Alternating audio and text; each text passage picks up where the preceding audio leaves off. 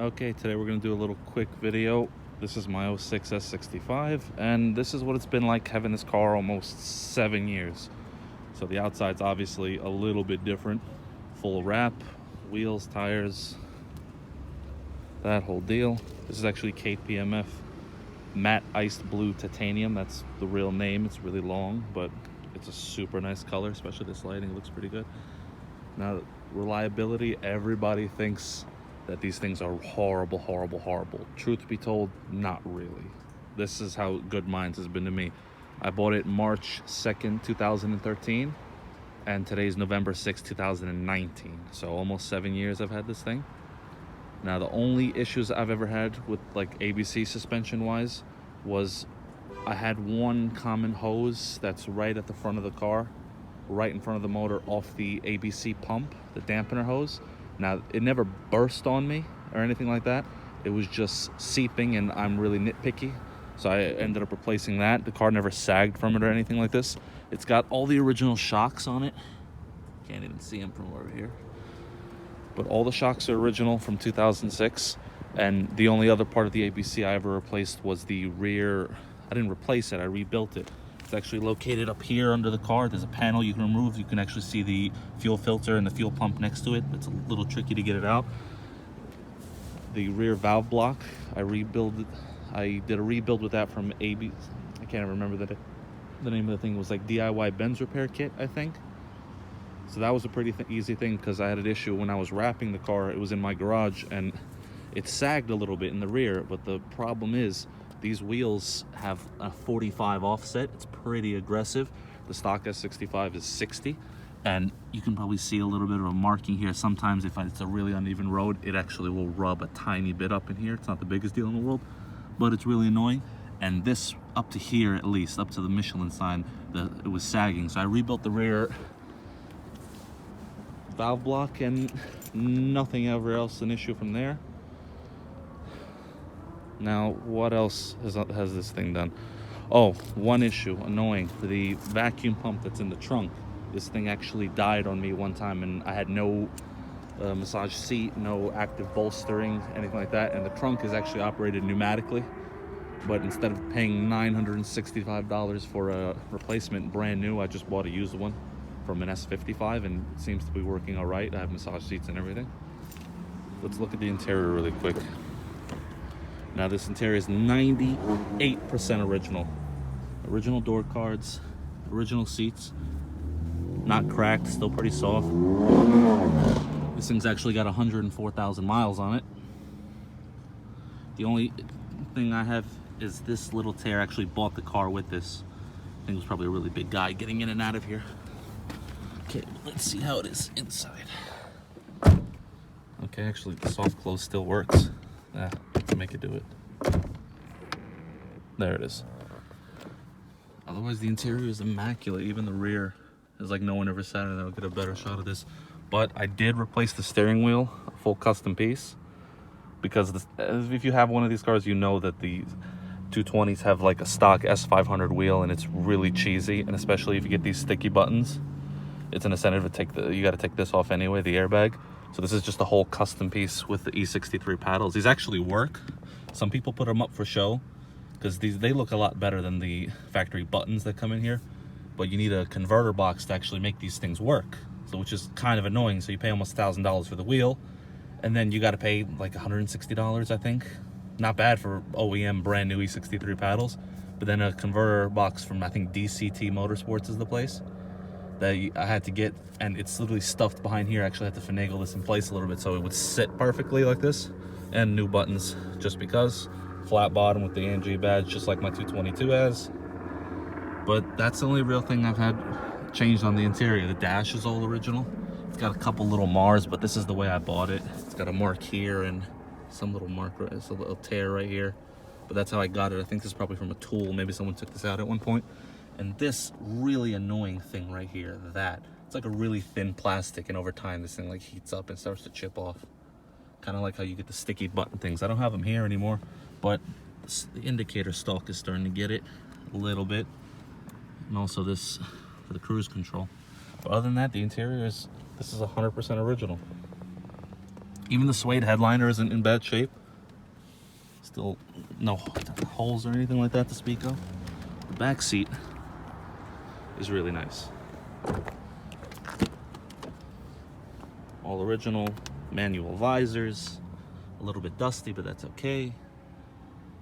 Seats still recline. Heated seats work in the back. The only thing that doesn't work on the interior is this common thing right here. These are like really easily get stuck up, and they're like $1,700 to replace, so it's not even worth it. Other than that, I also replaced all these bulbs with like LEDs, because everyone knows the factory bulbs from Mercedes are just like a little yellow and it's kind of gross on the inside. But you see the original paint, 040 black. And reliability wise, this thing's never left me stranded. It's still in awesome shape. Suspension's never left me stranded. It's never not started on me. And everyone likes to say, oh, repairs with the motor and all kinds of crazy stuff. Well, the only issue I've ever had, let me show you. I dealt with a misfire for a while. And it's not uncommon to get a random misfire on these things. It's whatever. They've got these crazy coil pack systems on it. But here's my motor. Speed-driven intakes. Ferrari wrinkle red valve covers, still looking nice. Now, this is the only issue on this motor that it's really given me a problem, is this. The voltage transformer, these actually provide the power for the coil packs. Coil packs are actually like 2 years old, something like that. But they're brand new. They fixed the misfire for a short while, but this thing, once this busted, this thing was gone, like no good. It was running so poorly. But a new one, this one's actually from a website, it's from W220 IC. This guy actually rebuilds these coil packs. So it's pretty cool. Instead of $1,400 each, $700, you get them rebuilt. They're like new, but these are brand new. I got these for actually $980 a piece, which is a pretty nice deal. But it didn't fix my misfire forever. It only did it for a little while. The only thing that fixed my misfire, it was cylinders 3, 6, and 10. When I decided to do these valve covers, because the gasket was leaking on this one all the way here at the back, when I was changing spark plugs, I would get like pooled up oil back here. So I'm like, okay, the valve cover gasket's got to be bad, right? Pull off the valve cover gaskets. I have them powder coated, and I'm like, while I'm in here, I'm gonna pull off this intake manifold, and it's got a nice little port job on it, so the throttles are a little more aggressive. But then I took out the fuel injectors for 3, 6, and 10, replaced them with brand new. I didn't bother with like a rebuild. I didn't know that was available for these things. 3 new fuel injectors. That was last February. It's November now. Never a single misfire again. I had it on the dyno in August. Put down 599 wheel horsepower, 833 wheel torque, so it's working pretty good. Custom catch can setup. I'm actually going to be making these so people can have them. If you have an aftermarket intake like this, we're actually going to make something a little bit different, because this is starting to get a little old. But it is what it is.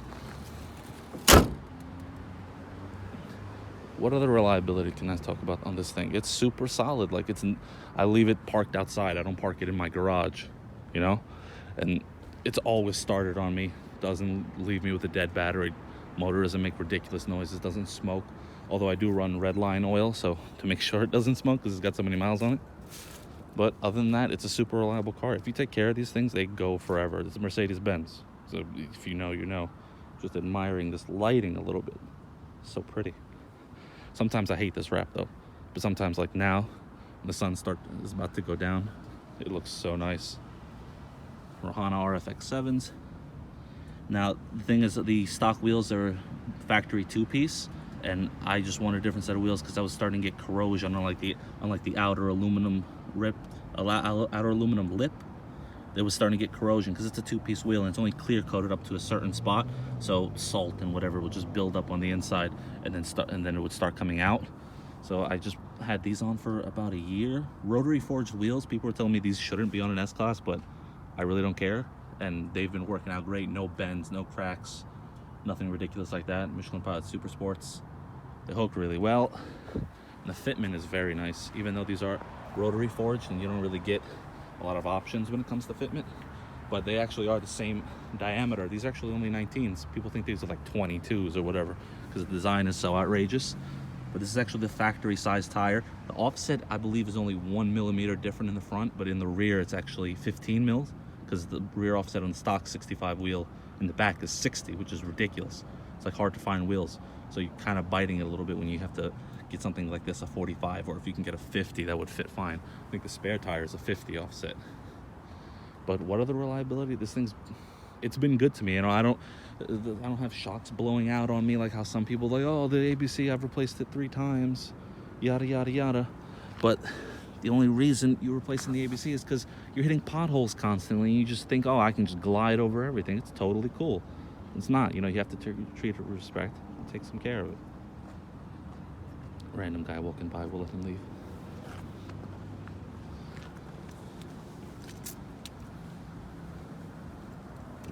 No, other than that, super rock solid car. This one's actually going up for sale only because I bought a W222. Wisec sticker, Wisec blow-off valves, heat exchanger in the front. Actually had the billet cap. I took it off and put it on the 222. Other than that, these things are super solid. Like, I love this thing. And this thing's like an absolute ripper. It's so quick.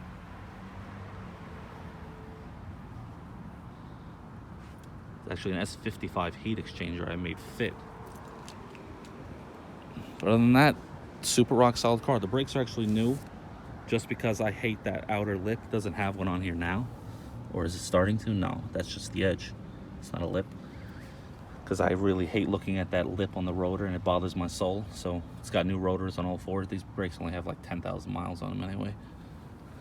But other than that, super solid. I love this car. I really don't want to sell it, but that W222 is expensive. So it is what it is. All right, thanks.